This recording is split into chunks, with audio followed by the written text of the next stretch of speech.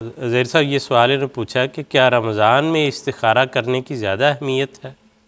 بات یہ ہے کہ رمضان کی برکات ہیں۔ شروع میں جو رمضان کا پروگرام جس میں رمضان کی فضیلت بیان کی، حضور صلی اللہ علیہ وسلم نے فرمایا کہ عام دنوں میں کی ہوئی نیکی جو ہے رمضان میں وہی نیکی کی جائے تو اس کے کئی گنا 70 گنا اس کا ہے۔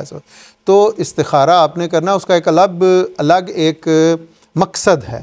وہ آپ جب بھی آپ کا حضور صلی اللہ علیہ وسلم کا تو یہ طریق ہوتا تھا کہ جب بھی آپ کو کوئی کام کا ضرورت پڑتی تھی آپ استخارہ کرتے تھے، اور آپ نے استخارے کا ارشاد فرمایا۔ لیکن یہ ہے کہ ثواب تو اللہ تعالیٰ، جیسے میں نے عرض کی کہ ہر نیکی کا رمضان میں غیر معمولی ثواب ہے، اس لیے استخارے میں بھی دعا ہے، اللہ تعالیٰ کے حضور عبادت ہے۔ تو ظاہر ہے جب حضور صلی اللہ علیہ وسلم نے فرمایا کہ عام دنوں میں کیے ہوئی نیکی سے بڑھ کر اس کا ثواب ملے گا، تو یہ بھی ایک نیکی ہے، تو اس میں یقیناً صلی اللہ علیہ وسلم کے اس ارشاد کے تحت اس کا ثواب تو زیادہ ملے گا، یقیناً بات ہے۔ لیکن اس میں ایک یہ وضاحت شاید مفید ہو بعض لوگوں کے لیے۔ بعض لوگ جو یہ امید رکھتے ہیں کہ استخارے کے نتیجے میں ان کو کوئی خواب آئے گی، یا وہ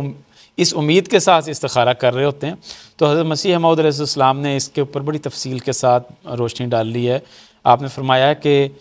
بعض الہام، بعض خوابیں شیطانی ہوتی ہیں اور بعض خوابیں جو ہے نا وہ رحمانی ہوتی ہیں، خدا تعالیٰ کی طرف سے ہوتی ہیں۔ تو اگر کوئی شخص اس خواہش اور اس نیت کے ساتھ کہ اب خدا تعالیٰ مجھ سے کلام کرنا شروع کر دے گا استخارے کے نتیجے میں اور جواب کی امید رکھے، تو حضور نے فرمایا بعض اوقات چونکہ اس کو پہلے سے الہام اور وحی اور رویا اور کشوف کا سلسلہ جاری نہیں ہوتا شروع سے، تو جب وہ اس نیت کے ساتھ کرے گا تو ممکن ہے جو شیطان ہے وہ بھی اس کو گمراہ کرنے کی کوشش کرے اور اس کے خواب کو جو ہے نا وہ خواب میں آ کے اس کو غلط رہنمائی کر دے۔ تو اس لیے استخبارہ نہیں بنانا چاہیے، حضور نے فرمایا استخبارہ نہیں بنانا چاہیے کہ خبر وصول کی جائے۔ اور پھر دوسری یہ بات ہے کہ جب آپ کو تسلی ہو جائے، آپ کسی کام کے لیے دعا کر رہے ہیں تو اس کے بعد آپ کو تسلی ہو جاتی ہے کہ یہ کام میرے لیے درست ہے، تو اصل میں یہی کافی ہونا چاہیے۔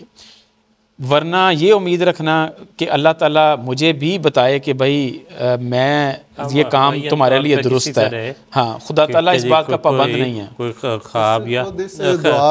دعا میں ہی یہ ہے کہ وہ انسان مانگ ہی یہ رہا ہے کہ اللہ تعالیٰ میں تو اس سے یہ بھلائی مانگ رہا ہوں، اگر تیرے نزدیک میرا یہ کام درست ہے تو ہو جائے، اگر نہیں ہے تو نہ ہو۔ اور یہی اصل میں مجھے ایک میرے بزرگ نے بتایا کہ میں نے تو دعا کرتا ہوں کہ اللہ تعالیٰ عالم الغیب و شہادہ تو ہے،